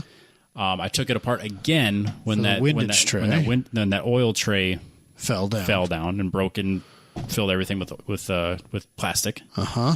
But I didn't actually have to take anything apart for that. Right. But I wouldn't be surprised if there's some plastic floating around in places I've never seen that hasn't moved its way out that could be hanging things up. Yeah. Or could have caused some sort bending of shift forks. Exactly. Oh, actually, no. I took it apart another time to replace the fifth gear shift, the actual like metal fork. Uh-huh. Because that tooth broke off, or that. Oh. So it's been apart. Is that what happened in Kansas? No, that was the plastic tray. That was the windage tray. Yep. So it has been like inoperable 3 times leading up to this. Okay. 2 times leading up to this. So the synchro wasn't what caused it to be inoperable. No, but after my first GLTC race, I had broken off that fork, so I couldn't go into fifth. I could go 1 through 4, but I couldn't go into fifth because that it would bend and wouldn't actually engage. Right. So I replaced that, replaced the synchro, replaced the oil tray. So that was apart 2 separate times for sure, maybe even 3 now that I think about it. Yeah. And then, so now it's been apart in my possession 4 times. I'm not putting it back in there because like that the fifth gear shift rod and that fork were broken and bent. Remember that? Yep. So those all got replaced. Right. But I wouldn't be surprised somewhere along the way, not just fifth gears been bent. So something with third and fourth is also bent because that's a totally different shift linkage. Right. So it's been apart enough times. It's been abused enough times. And Joe and myself have both said, this transmission does not shift the smoothest. And Joe has literally told me, this He shift. even notices that just on a dyno? Yep. He goes, yours is the hardest to shift of any CDO9 I've ever driven. Okay. So between all of this, I will not be putting that back into a car. If somebody wants it, they are absolutely reach out to me before I take it to the scrapyard. Right. But I am not rebuilding or putting that back into a car. Okay. Because the cost of a new CDO-A is less than what I'm going to pay to fix this car. Right. And I'm just going to bite the bullet, put a brand new transmission in it. I'm not Like literally a brand new one. I'm not putting another used transmission in that car. Okay. I won't do it. Right. Because You've wasted more money in entry fees because of that transmission. Exactly. Like, I could be like, oh, I could go get another $1,200 used one. No, I will be in the exact same position 2 years from now. Yeah. And a new one's $2,400. So Yep. Exactly. I mean, yeah. But I have had people reach out to me that have told me that, like when I was talking about the wheel hub thing. Yep. 6 months ago or 3 months ago or whatever. Yep. They're like, next time you need hubs, reach out to me. I can see what I can do for OEM pricing. So I'm hoping that someone can be like, hey, maybe I can get you like better pricing on a transmission. Uh-huh. But yeah, I'm not. There's room on the car for another sticker. I'm just saying. Absolutely. But I'm for sure, I'm going to get it fixed over the winter. Obviously get it back together. I'm taking a step back from competition for a while. Maybe like mid of TT. Yeah, mid of TT. I'm not gonna have it ready by November. But I'll probably use the CDO1 to do like initial testing. But I know that transmission can't handle racing. Like I'll lose third gear eventually. Right. It's a thing. Right. So like that is absolutely a spare, and I want to keep that a spare. And I assume that flat shift is probably not the nicest thing on a transmission. Not if it's been abused for years Right. and is already it's not the easiest to shift. Well, or the CDO1. Or the CDO1. So Yeah. Luckily, I don't flat shift into third very often. So you should flat shift into everything all the time, Robbie. Don't need to. So yeah, third gear is not really but downshifting into third happens. So Right. But yeah, so the car's back in pieces. The coilovers are off to Fortune to get upgraded to the Pro 2-ways. Jesus Christ. It was like They're not even a year old, Robbie. it was like the same price. They're not even a year old. The price to overhaul them and the price to upgrade was like $200 difference. What am I supposed to do? So- They know what What am I supposed to do? They know what they're doing. What was I supposed to do, Adam? I mean, you did the right thing. I'm not arguing with you, but that's hilarious. So question on those, do they, and I can't visualize where the reservoir is at relative to everything, but do they have an option to do Remotes? remote reservoir on a hose to where you could get it? Yeah, the Pro 2-ways do. Okay, cool. Nice. The 520 CRs are, that's like by design, they're attached to the Lower mount, part of the the shock. lower shock mount. Yeah. So is that so so this- they're this- not going to be Yeah, so this is they're not going to be that way going forward, or they are not. No, So they we will- can't do this twice. No. So and the well, you could still like just break the fitting off of where the hose goes on there, but true, but but the whole canister's there's not less- hanging out there. Yeah, Yeah, the there's target less- is smaller. Yeah. And I will admit that when I first bought them, and I didn't say this on the podcast, but I'm an open book. Uh-huh. When I first bought them and first got them back and I was installing them on the car, I fucking broke one of them off. Yeah. With my own gorilla hands. Well, So this is actually the second time I've broken one. Yeah. And the first one was 100% my own fault. And this one also 100% my own fault because I maintained the car. It's my car. I did this. well, so like the BCs that I have on the Omni Yep. are in the same boat where they have an external canister reservoir that's right on the side like that. Yep. And the passenger side rear one hits the gas filler neck, which is metal, Oh yeah. at full, Full lean. yeah, like if if it's full compression, it'll hit that. And that was one of the things I was like, I gotta figure this out. I can't keep driving the car like this. If I'm throwing this thing into a corner and it's smacking those canisters, it's only a matter of time before it's going to break it off. Yep. And I for how low the car was, it lined up so that I noticed after I think one of the first events that it had just touched the fender wall.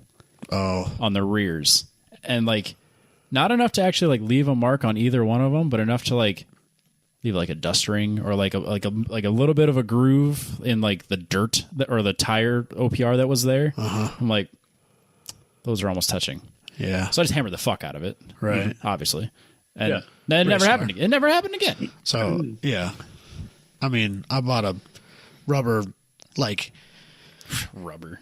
I bought like a Oh, your gas hose. yeah, I bought so you can just buy. I bought it from You bought Speedway. it too late. I bought it from Speedway. It's just a Filler neck. filler neck for any random generic car. Yep. And it's rubber, and I'm kind of hoping that I can get it out of the way, and that I might just have to fill the gas tank slowly. Yeah. And it is what it is. And then the factory one bolts at the gas tank, so I can unbolt it from the gas tank, cut it off, and leave a little bit of a flange for the rubber one to sit on there, Yep. and I'm good. I like it. So those parts are sitting in the garage for I know you've for had a rainy day. Yeah, I'll say you've had those. So But yeah, so yeah. So the car's in pieces. If we're sharing dumb shock stories, I Yeah, have a of brief course. one. Go. So whenever we did the Penske's for the Camaro, the Penske's, Penske's, Robbie. I know, the I know. Penske's. I mean, Also, but, I did see that Michael Hilo was selling his Penske's like the day after I bought my upgrade. I'm Son of like, a bitch. obviously I was sticking with Fortune, but like I Yeah, was just yeah. like, man, that's rad. Yeah, I'm with you. I get yeah, it. I was looking under the carpet in the bottom of the banana stand the day he put those up too. Like, Yeah. how much money's under here? Yeah, we sent that to each other. Weird. Yeah. So whenever we did the ones for the Camaro, like it's full just wrought in, like custom length, Spherical everything. just built to our specs because it's a weird. Because you put like application some that's weird not- truck suspension underneath the Camaro. Well, but the fronts are also weird. So I have this like huge spreadsheet going with like motion ratios and like all of these different things Robbie's going like, on. yes, tell me more. We've talked at length. And I send him all of the stuff for the lengths on them, and then we get them in, and I'm like, these shocks are too long. Because I was figuring like 2 inches of extension, 1 inch of bump, or vice versa. I don't remember what I did, but my spreadsheet had one of them in place where the other should have been. So our shocks were like 2 inches longer than what I was thinking they were going to be. And so fortunately we had enough room on our mounts, the lower mounts on the rear and the upper mounts on the front, that we were able to make it all come out okay. Oh man. But it was one of So those does like, that mean you have 2 extra inches of travel? no. So where we ended up, because the lower mounts on the rears, we were able to move up and down. And then we had an adjustable height, like screw jack top mount on the fronts. So it worked out that I didn't have any adjustment on the top of the fronts, and I was in the very bottom holes on the ones on the rear, where the idea was that they were going to be in the middle of both. That way you could Go up and down if you needed to. Yeah. Okay. But it was one of those. Turns out you did need to. Yeah, clearly. Yeah. So it was one of those like 2 hours of like, we've told ourselves we're just going to haul off and we're going to get the best right up front. And it's a ridiculous investment, but it's going to be the shocks that are with this car forever. and I've already messed it up. I was like 99% certain I was going to do that with all this. Like, so like I'm sitting in the Venice airport doing maths, like on like Googling, like what's the stock length of a 350Z caliper bolt and add 28 millimeters. All right, now I need to get that bolt, but I need to make sure it's strong enough. And like I'm just like I'm doing all this math. I'm like, all right, APR doesn't or ARP doesn't have them. So like I'm like Googling like good bolts, you know, getting the right bolts for the application so that like the threads are where they need to be and not where they're not supposed to be. Right. So I did that, and then I'm ordered like, how do I need to design my own spacer? Can I just get away with like 28 millimeter long spacers? Which of course I could, but like it was just like I'm sitting there like, okay, order, hoping all that shit would show up like the couple days after I got back, and most of it did. Yeah. And it all worked. So where you ended up was just McMaster Car because it's the only place you can buy bolts like that. No, actually, I mean that was a backup plan, but I can't remember where I got it from. Like there's a few like high end custom like real hard to find like high quality bolt websites. There's right. like I can't think what they're called, but like I could look it up, I guess. But there's a couple I've ordered from before where I needed some like real obscure stuff and I don't want to get some cheap shit. I'm gonna need those because I was trying to find an M10 by 2.0. Ooh, thread. not common. Yeah, I bet they'd have it. Like yeah, because like these are, I think they were. Shit, now what was it like? No, I can't remember off the top of my head, but yeah, it was kind of like it's kind of a weird big bolt, obviously for the caliper bracket. But when you add 28 millimeters to it, you want to have. Luckily, they did it in like increments of like 30 millimeters, so like the threads are just so 2 millimeters longer than they need to be. Right, but it's like everything just bolts in perfectly, and they're freaking huge. So at least like M14s, I think. Right. Yep. I have one other dumb shock story. Yes. And then we can carry on. But so at least at the time that I purchased the coilovers that are on the Omni, I was the first person to buy them. Yep. And so it was kind of like they should fit. There's no reason they shouldn't. But the front are, I think, first gen neon with some adapters that the guy machines. And the back are like early 90s or late 90s or something like that Mitsubishi Lancer with brackets that he machines and stuff to make it all fit. And so I just basically I wanted to start where the car was before and then change things from there, right? Just get a baseline as to where the car was set up before. You can only lower that car so far because it's a McPherson strut front end. So if you get too far down, you've got your front lower control arms at bad angles and the car won't handle as well. But it was higher than it needed to be when it started, but that's where I wanted to start. And then I'll work my way down and change things from there, right? Well, it's a 1/4 inch lower than it was before. And it's at full, like as high as those BCs will allow me to adjust up.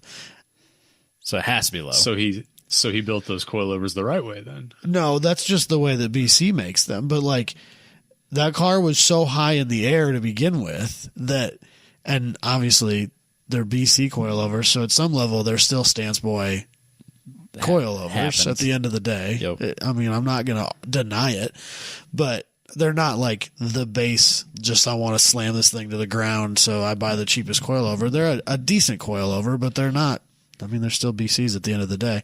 But like, they don't think about you don't buy coilovers to put your car at stock ride height. No one does that. Literally never. Right. And so I was trying to get this car pretty high up in the air apparently, and like it's still a 1/4 inch lower than it was when I started, and it's at max full adjust up. Jeez. And I've never brought it down. I think I can bring it down probably 2 inches before the lower control arms are flat. Oh wow. Which is all the farther you really want to go down with it. Right. But yeah, I think I can probably bring it down 2 more inches. But I couldn't bring it down any farther because I was already having clearancing issues. It's fine. So, yeah. Cars are dumb. It'll self clearance. It's fine. Yeah, it'll self clearance the canister right off the side of the coilover. Wouldn't recommend it. So that's where you get the fuel cell for it, and then it's a hatchback car. So then I have to build some crazy ass firewall and. Hey, I know people that have oil tanks sitting in their passenger floorboard. It's fine. Why are you worried about a fuel cell? Because it's in the rule book. Just a piece of aluminum. It's fine. Rib nuts, you'll be good. No, I'm not putting a fuel cell in that car. But all in all, I mean, I was in pretty decent spirits, all things considered. Yeah. I think once I realized that there was nothing we could do, the biggest thing that bothered me just was throughout the weekend, I'm like replaying it in my mind. I'm like, it doesn't make sense. Right. Then the words of Jackie Stewart, because I'm reading his biography right now, because that's what I was reading when I was in Europe. Okay. And his words are ringing in my ears about there's no such, his opinion is that there's no such thing as a mechanical failure. You can't say this failed, my brakes failed, my suspension failed. Who maintained it? Well, you did. You are the reason that they were not maintained properly. There's no such thing as a mechanical failure. You failed as a mechanic. That's why you had a mechanical failure. Seems like an awful hard stance to take on yourself, but hey, I agree, but that's where my mind was at the time. That's a really hard stance to take on yourself, but I mean, you got to do what you got to do, I guess.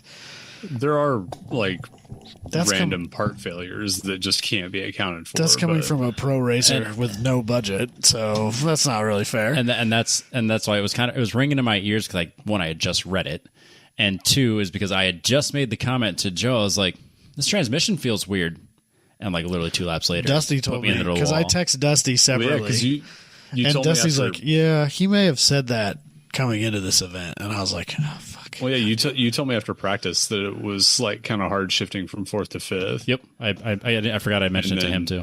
I was like, I assumed it was something with the flat shift or something goofy going on. I guess I didn't think mechanical inside the transmission. So I'd gotten that from you, and then literally an hour later, I got a screen grab of your car on the wrecker from Daniel that I used to work with. Yeah, yep. But Ryan texted me and he's like, "Is Robbie okay? I think he got in the wall." And I was like, "Are you fucking?" I'm literally standing at the front gate. I'm trying to get in right now. Are you kidding me? This can't be happening. Yeah, but then of course the bruised ego of being on the fucking live stream 2 events in a row of sitting there on the side of the road. Yeah, that sucks. But it was one of those things too. I'm talking to Scott Robertson Sunday morning before we take off, and James Houghton had walked up and he was talking to him a little bit, and then we'd just kind of chit chatting over coffee or whatever, and just talking about the weekend, how everything went. Which of course, in general, people weren't super thrilled with how a lot of the racing went. Yeah. Again, I somehow made it through the weekend having a huge fucking mistake, but at the same time screw up everyone else's weekend. Right. Which it's a nice little takeaway. You're not the worst offender. I wasn't even on anyone's radar. Right. I mean, also it was a practice session. No, it wasn't. Or a qualifying session. It's not like it was a race though. No, but yeah. So and I stayed away from everybody else. And again, if there was other shit that people were worried about, and I'm not one of them. Which again, I hate it. But at the end of the day, there were car fires and multiple car accidents and a lot of parade laps. Yeah. So yep. So again, I'm probably in the incident book, but again, fault. It's shit happens. I think. Yeah. So I talked to Renee and Jabe and Scott and just kind of walked through what happened. And even at that point, I still couldn't comprehend exactly what had happened. But that Sunday morning, I'm sitting there talking to James and Scott, and James was like, "Oh yeah, I saw you were I sit on the side of the track. What happened? Just realize, oh shit, right, you're okay." Yeah.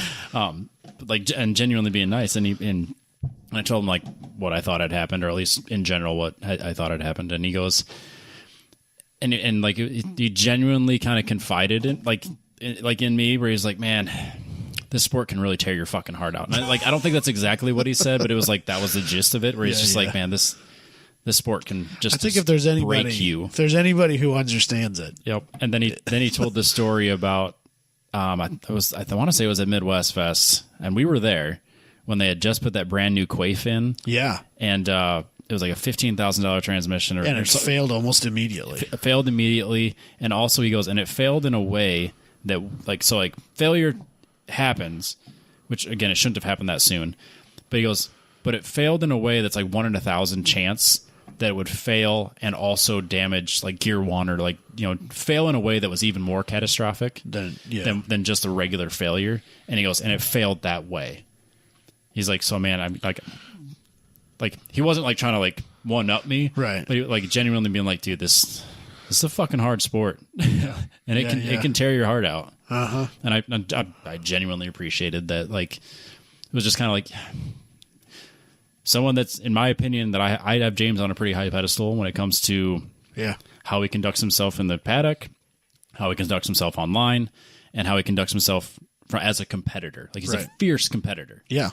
But at the same time, he's not someone we're not close, but I can literally walk up to him at any event and just talk to him. Yep. And like it just says a lot about him. And so like the fact that he just, like, someone that I have on a high pedestal like that could go to me and just like, been there, man. It can really suck. And I'm glad you're okay. It was just I don't know why, but like I walked away like from the whole weekend, that 15-second conversation meant so much to me. It was just the weirdest thing. It was just like that.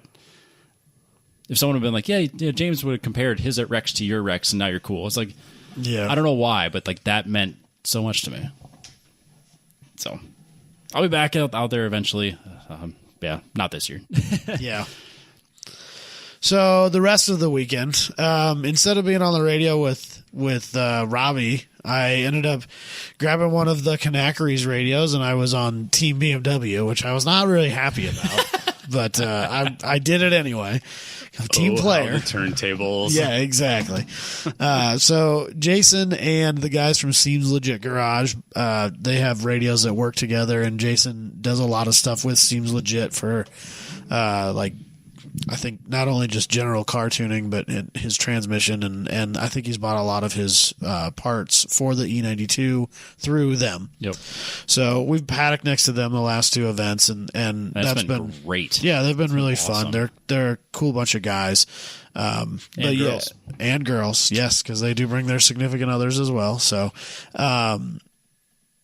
but we were on the radios together, so I still got to play that role. I spent most of my time at turn 5, where I can kind of see what's going on, because I think that's a pretty high risk zone, because it's a very fast straightaway into a very hard braking zone. So that's a place where people are going to fucking lose it most often. Yep. But also, I can look at a screen with the live stream on it. So once you're through 5, I can see what's going on as they go around the track. And so I was still able to relay information that we wouldn't have otherwise gotten, because I saw it on the live stream on the screen at the track. And so it was a fun time. I got to make fun of them a little bit while we were waiting and stuff like that. I remember, so it's adorable, so I have to say it. I'm sorry, Alex. I'm going to embarrass her, but it's adorable, and so I have to say it. So before every race goes out, before they leave pit lane, she'll say to Jason that she loves him, and then he'll respond to that, right? Yep. Which is great. It's adorable. Yes, it's adorable. But the first race 1, they go out, and she says it to him, he says it back, and then she says something. She's like, "Not you, Mike. I just like you," or something like that. I was like, oh, Jesus Christ.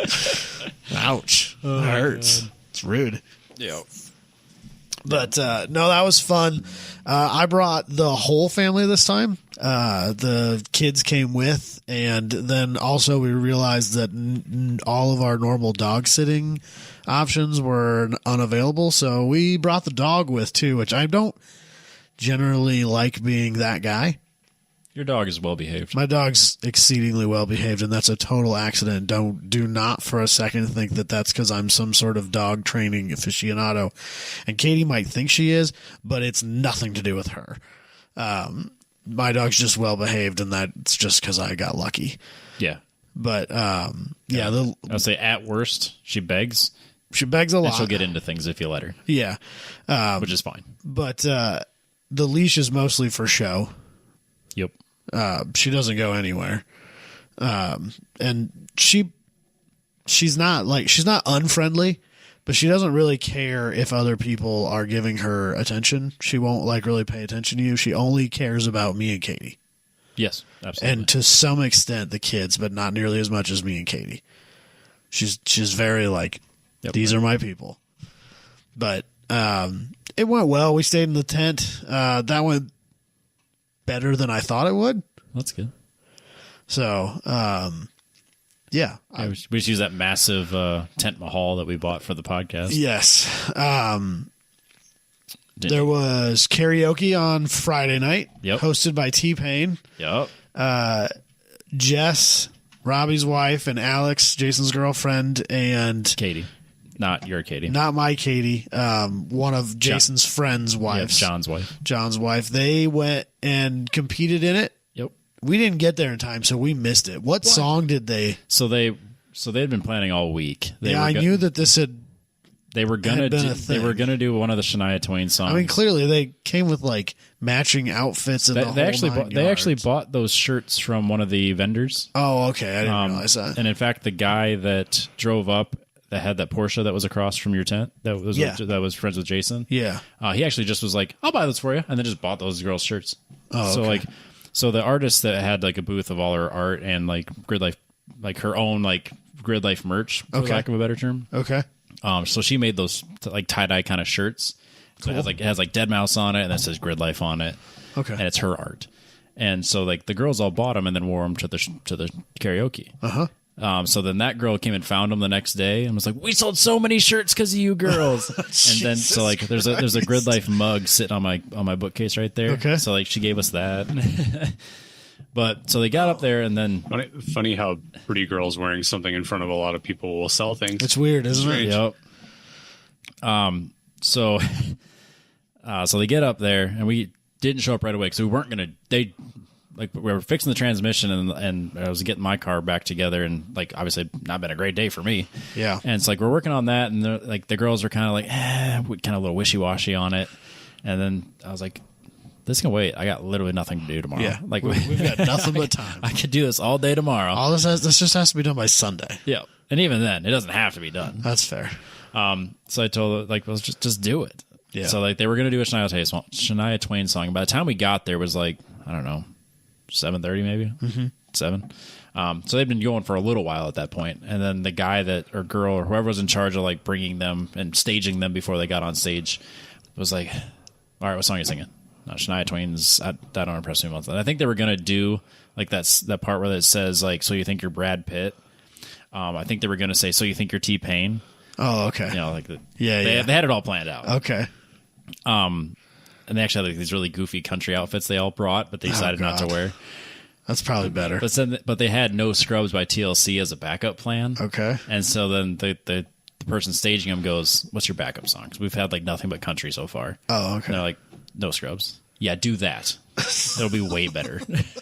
And they were right because like everyone knew the words, everyone was singing along. Yep. They did fucking great. And they in fact, dude, honestly, they got a trophy. I have no idea how they did it. Honestly, paralyzing fear, Robbie. The fact there's no fucking way I could have done that. I was thinking about this. I made a comment to Jess. I was like, I was more comfortable with the idea of going on that stage for karaoke than I was doing it at Road America for that small group that we did a couple years ago. Right. So they only had live like bands or artists on Saturday night. I'm assuming they spent all their money on Dead Mouse. Safe assumption, right? Yeah. So then Friday night they had T-Pain host karaoke, and then everyone showed up like it was a regular concert. There was thousands of people in that crowd. Because T-Pain just goes to Gridlife events now as a driver, not as a musician, as a driver. Because that's where the world is now. Yep. So he was like, Adam Jabay ruined his life too. Facts. Yeah. So he's MCing the whole thing. He's got his DJ doing the like actual music. Him and Hurt. Yep. And Hurt was there too. And then so he's basically everyone's hype man. It's like everyone that gets up there to sing, he's hyping them. He's singing the background vocals. Like, it was fucking awesome. It was like awesome. It was super great, and like the entire crowd was into it. They just kept like one after another, and like everyone was like singing along, and it was super fun. I would prefer they actually do it this way at Road America from now on. Friday night, like they kind of have set that precedence, and they don't really have any choice. Oh yeah, Friday night should be this huge karaoke thing, just like they've been doing like this year, and then spend more money on one day of music. I mean, that's what they do. They do this at Lime Rock because they can't have a concert. Sure, but it's not to this scale. I don't think it is. No, They don't. They didn't. They don't they don't bust have out a stage. Yeah, they don't have the stage they have a tent. because the Dino did karaoke Saturday night. Yes. It wasn't like this, Well, no. so I'm assuming that's what's going to happen. James was butthurt because he was in line and didn't get up there. James Morgan. Well, Jess and Alex and Katie got a trophy, Right, for but one of the James performances Morgan, of the nights. I'm guessing that they got bumped. Aw. Or they signed up late. I don't I don't know. I don't think that's what happened. I don't know.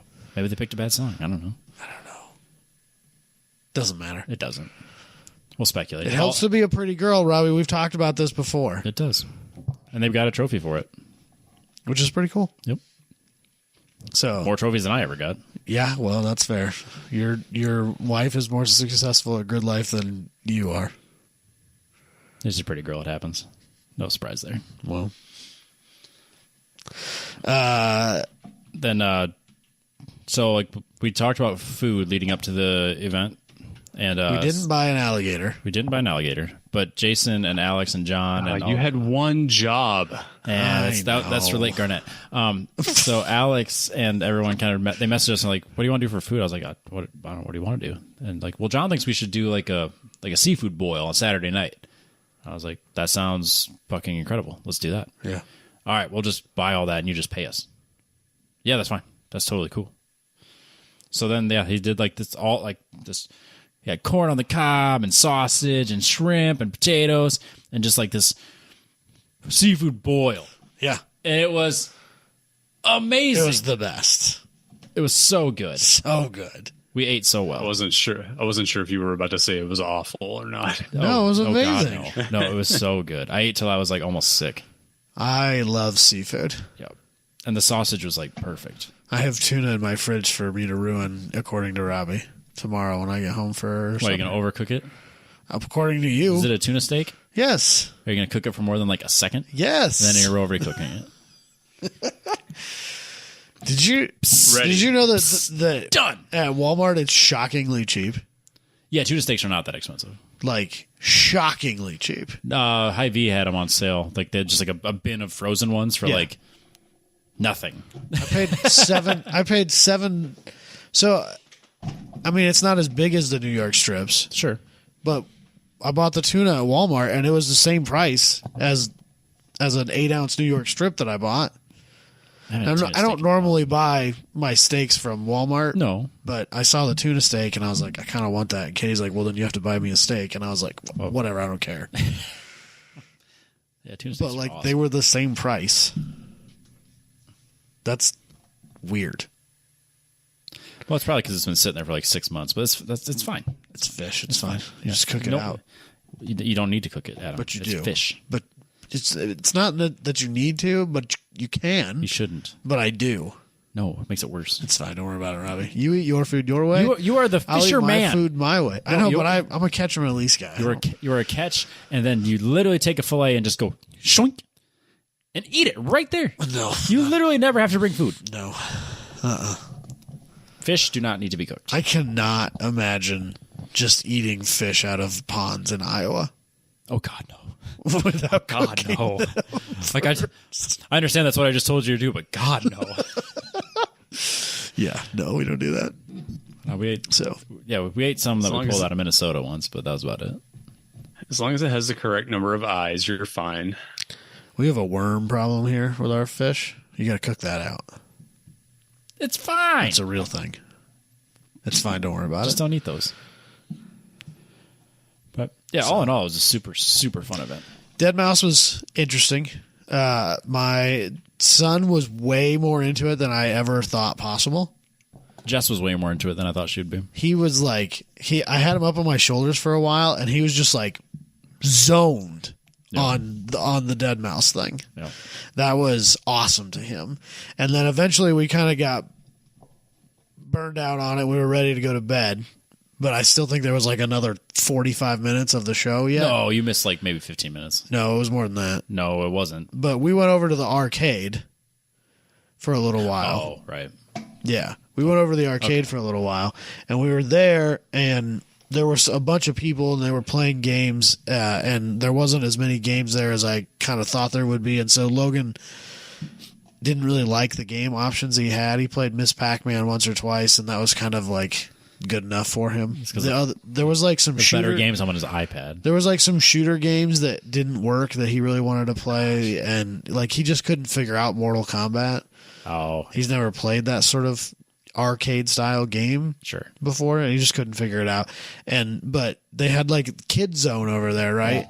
And Katie and my daughter were making like little fucking friendship bracelets, because they had like a whole bunch of beads, and you could just put them on strings and make bracelets.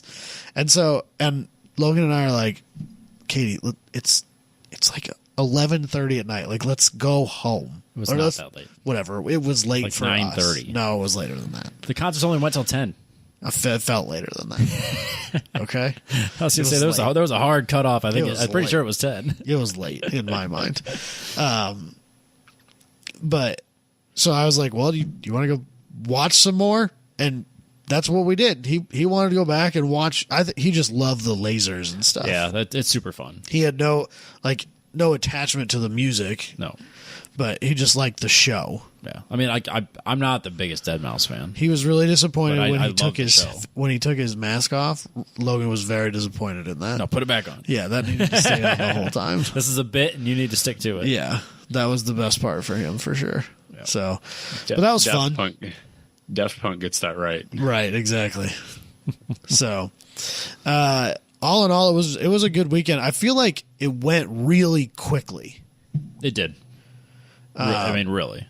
Like, I just feel like there was no downtime at all. It was just go, go, go the whole time for some reason. Yep. And which is weird because, like, I mean, you didn't race. Yeah. I mean, yeah, I helped Jason with the track spotting and stuff like that, but, like, he didn't have any problems. We weren't wrenching on his car in the middle. There was, really. I mean, it was just, but for whatever reason, everything just went really quickly. Yeah, and I think because you have to go run halfway across the country and back every time something happens. Right. You know, you realize you're gone longer than you realize, and all of a sudden the day's gone. So they have a shuttle system that you can just hop on, and they were just running those things nonstop all day long, and that's how we got back from the concert. Oh, yeah. Because, we had separated from you guys, and I was like, we're not walking back, Katie. And she's like, oh, thank God. So we jumped on a shuttle, and I was just like, I have no idea where this will take us, but hopefully it'll eventually get us closer to where we need to be, and then we'll jump off. And it brought us right into the paddock area, and we got off. But, like, if I'd have known that was an option, we would have gone and done more of the thing. Because, like, Drift and the festival grounds where all the food trucks and the arcade and the kids zone and all that was like a 2-mile walk away from where we were paddocked. Yeah, because like it was a long haul. Yeah, so we were paddocked first row next to Grid, next to Grid. Yep. And then like Drift and the concerts were all the way in the middle of the carousel. Right. Yeah, they were a long ways away. It was a hike. Yeah. So, I really wish that I would. And for those who have not been to Road America, and I think this is going to be a thing that Gridlife continues to do. So, if you decide you want to go, use those shuttles. They're awesome. They're great. They get you to all the places that you want to be able to watch for a little while, all the things that you want to see, and they're completely free. I wish that I would have realized what they were doing sooner. Yep. This is obviously because I wasn't racing. This is the most of Road America I have seen ever. I had never been on that side of the bridge. Yeah. Towards the carousel. Like I'd never gone that. Right. I'd made to the bridge. and watched that straight between 4 and 5. Yep. But I've never gone further. Right. So I'd never been over to that area. And then I'd been to Canada Corner once, and I sat there for quite a while on Sunday, probably. For NASCAR. No. We stayed at 5 for NASCAR. Well, yeah, but we watched, maybe it was a quali session or something. We watched something from Canada. Okay. Yeah. Last year. I don't remember you being there with us, though. I've been over there, but I can't remember what it was for besides this event. And then I spent a decent amount of time watching for like at least one full GLTC race and I think one time attack session. Maybe you were in Canada for WRL? I don't think I was. Because that was that weekend you never drove? That was the weekend I never even sat in the car. Engine blew up and we went home with our tail between our legs. Yeah. So at the top of the paddock, at the top of the hill there, that was where they had all of the rush cars, sponsor activations and stuff. I don't even know where the rush cars were. Oh no, all the rush cars were on the upper paddock. Oh, I you're, never. you're so like you have never lower made it- paddock, middle paddock, upper paddock. Upper paddock was all rush. Right, but like where the garages are. That's middle paddock. Okay, I don't know if that's actually what it's called, but that's and what that's we're like gonna where call all like the NOS truck and all that stuff was. Well, they had a like a Yamaha sponsored stunt bike team. it. Oh yeah. They were like the factory Yamaha stunt riders. Yeah, I saw those guys on the live stream. Yeah, and so apparently one of their shows they had Von Gittin in there like doing donuts with them. That wasn't planned. I don't think it was included in insurance. Oh, really? I'm pretty sure. Nice. That's hilarious.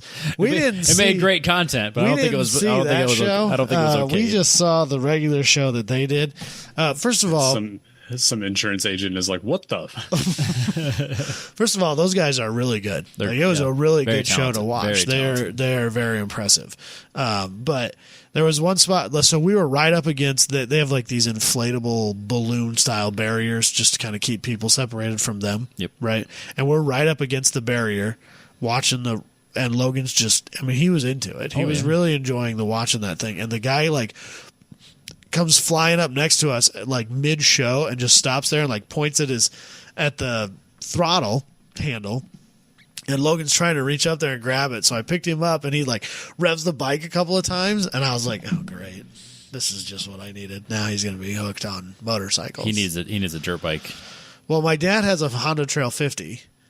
Yeah, but it's like a vintage, like super valuable one. We don't care. He needs the CRF 250. I was gonna say. Let's start with the Honda Trail 50 first. TTR 50. Let's start with a small 50cc or 49cc technically. Yep. That's And what I said. work A our Honda way Trail up there. CRF 250. Yeah. No, 250 has too many.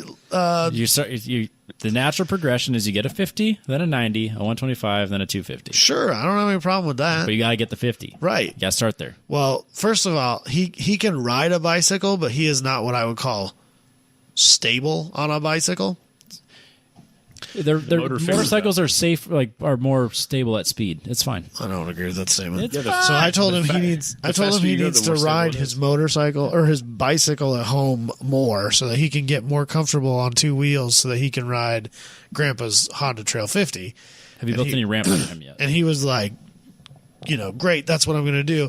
And then we got home, and his best friend got a drift trike just like his, and now they ride around our neighborhood doing drift trike things in tandems all the time. He hasn't started saying "suh, dude" or anything like that yet. You are raising drift trash right now, and you know it. I know I'm not really happy about it, but I don't know what to tell you.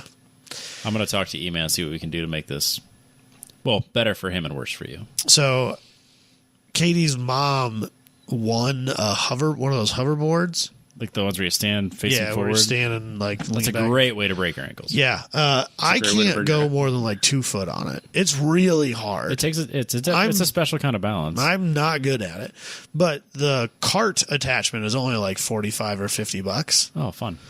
And so I'm trying to get that, which again, that's a drift thing. Yeah, because it's got yeah, e-brake handles and the whole 9 yards. But I mean, whatever. It is what it is. Maybe if I lean into it, he'll think it's uncool again. So, but yeah, that was my weekend at Road America. I didn't do any fishing, and I didn't even bring a fishing pole.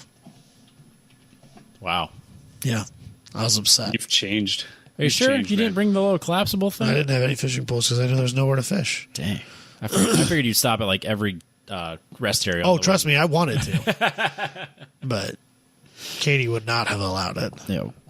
So we were going to stop at the National Mississippi River Aquarium. I've heard nothing but good things. Oh, dude, that place looks insane. Legitimately, I've heard good things. Yeah. Yeah. Definitely a place we're going to have to go, but we didn't stop on the way home. We just decided to get home. So. Yeah, we just drove basically straight through. Stopped to get gas, and that's about it. Yeah. So, I don't know. Yeah, it was fun. It was fun. I'm looking forward to it. I'll hopefully be back next year.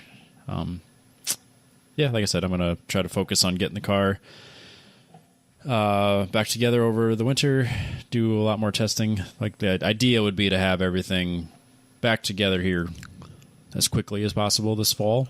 And then basically, and not have any of these like huge start from scratch projects like Haul Tech or stuff like that. So that just fix what's wrong with it, get it back to being good, fine tuning, do more fine tuning, do a bunch more testing in the spring, and get to the point where I'm confident in myself. In November. Yeah, confident with myself. Yeah, confident with myself in the car again because I feel like the last year, 2 years has been one step forward, two steps back on like everything I've tried to do. Yeah. It's been rough. It could actually, you could argue 3 years because if you count all the NPO1 stuff too, it was like awful. It was like, yeah, it's one step forward, three steps back type stuff. I feel like no one would be shocked or blame you if you were just like, I can't do this anymore. This is one of those things I didn't want to say out loud, but it's too late now. Well, it's not too late, but I'm going to do it anyways. So the DMVR SCCA gives out an award every year for it's called the Winged Bitch. Yep. It's basically for misfortune. For bad luck, yeah. So we assumed that we were getting it in 2020 for the WRL effort. Yep. Didn't because everyone got it in 2020 because of how shitty that year was. Yep. Somehow the WRL team... No. My timeline fucked up? That would have been 21 and 22. Yep. That you ran the WRL car. So 21 we assumed we were getting it for the WRL car, and I don't know why we didn't. And then I assumed I was getting it in 23 for last year. And I assumed I'm getting it this year. I just feel like the main reason you haven't got it is because they weren't at SCCA you're not events. doing SCCA events. And that hasn't been a prerequisite in the past. I know, but still. That and the trophy went missing like 2 years ago. Oh, really? No one wrote down who got it, and no one will fess up that they have it.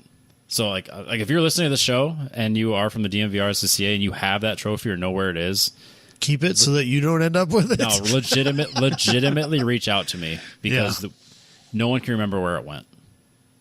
Oh, I don't know. It never made it to the newsletter. No one can remember from the banquet. Like someone walked away with it, and now we don't know where it's at or who was the last person to receive it because we didn't give it out last year.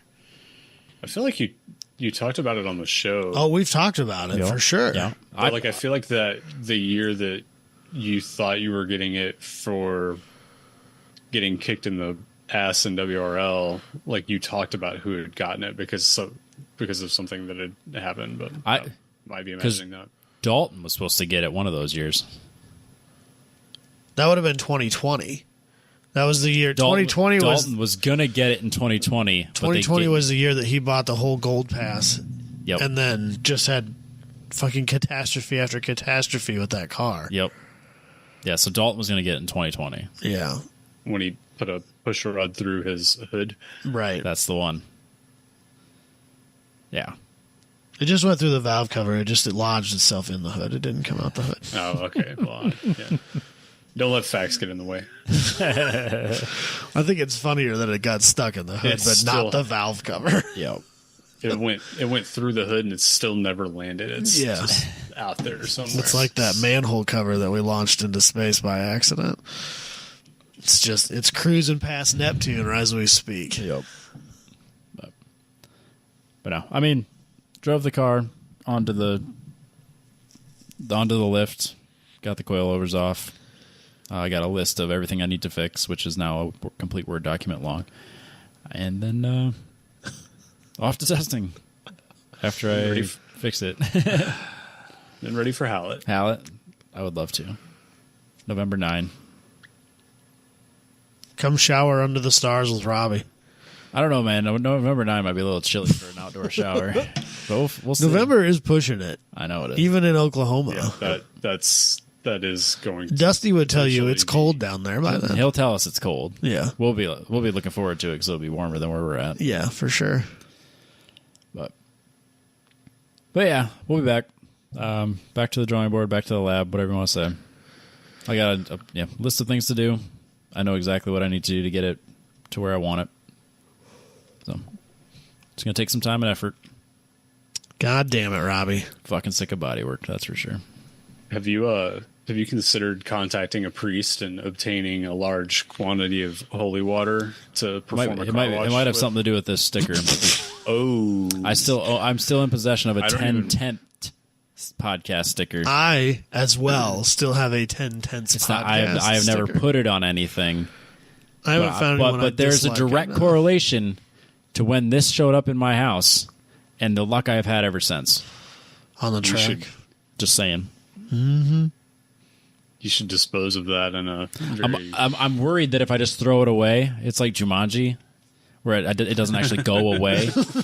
I have to make it go somewhere. I can't just like... When are you headed to Sheldon next? Friday. What if you...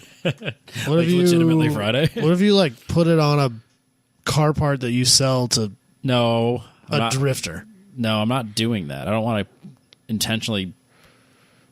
Just to me, that's bad karma. You don't want to intentionally fuck up anybody except Dalton. I don't want to do that either. Yeah, put it on the stacker. Dalton's never coming to the racetrack again anyway. The stacker probably won't haul a car. It's long-term storage. Maybe I'll slap it on the Sheldon skate park. Dalton just uses it as a storage facility because it's cheaper than renting out a storage unit, and he's got too many cars. I legitimately was going to put it on my lift, and I couldn't bring myself to do it. I couldn't do it. I was like, I don't want to have this, but I feel bad. I feel like it's bad karma to throw it away. I agree. That's why there's still one in my house. And I'm legitimately scared to do something with it. I don't know what to do with it. I know. I get it. I have a green one. I have a conscience, and I can't give it to somebody else. JB is a dick, and he gave me a fucking green one. Yeah, because I thought it'd be funny, just like, I'll slap it on the lift, but I don't want to die under my lift. Yeah, that's totally reasonable, Robbie. I couldn't agree more. Oh man! Yeah, You know what I fucking should have done? I should have sent this back to him with my Beer Hut Racing shirts that I sent him. Oh, son of a gun! Jesus Christ! Still can. It's not too late. Jesus Christ! Anyways, I had to green one of those stickers on a car for about 90 days one time. Yep. How'd that work out for you? We told Tomo had one on his car when he had all that trouble with his car. Yep. And we told him to take it off. Ran good after that. He won a season. Now he's got like a whole Bridgestone sponsored ride for the season. Yeah. 50 different series. Or maybe if you burn it, the karma goes with it. I peeled the thing off and threw it away, and we figured out fine ever since, right? What was going on with the car, and it stayed decent for a little while. I'm scared of it, man. I mean, that was pre-tire wall for him. That was a different car. Yeah, I don't remember what the... No, it wasn't. I guess that was the on the beginning of Camaro. that season. Oh, yeah. Yeah, he put it on the inside of the end plate on the wing on the Camaro. Mm-hmm. Yeah. And then that was like the worst weekend ever at NOLA. For a lot of people. The podcast name was literally Everything Broke at the NOLA Bash. Mm-hmm. Or Bayou Bash. In which I think the car was already acting weird before the sticker, but we don't need to... That doesn't fit the narrative. That doesn't fit the narrative. Neither here nor there. Nope. So I have that. I know exactly where it is in my house, and I am in the same conundrum where I don't know what to do with it. But I feel like I shouldn't just throw it away. I can't just throw it away, and I have too much of a heart to actively bestow that on somebody else. Actively put that on someone else. Also, because if I do that, I feel like it's going to come back around on me. I just figure I wait until someone does something awful to me or a friend, I've been waiting for years for that. and then it gets passed on to them. But unfortunately, we have decided, fortunately or unfortunately, depending on how you look at it, we have decided to throw our hats into the ring of what is apparently a racing sanctioning body built around nice guys. Yep. People we enjoy being around, actually. Right. so that hasn't worked out well for me yet. No. When's the next time you're going to see E-Man? That's the real question. Could be soon. Yeah, I know. Dun, dun, dun. I know, Robbie. Foreshadowing. God That I'm not going to share it publicly. damn it. I'm not looking forward to that. Yeah, let's shut this down, though. Okay. We'll catch everybody next week, and we'll figure out what to do with this 10 Tent podcast sticker.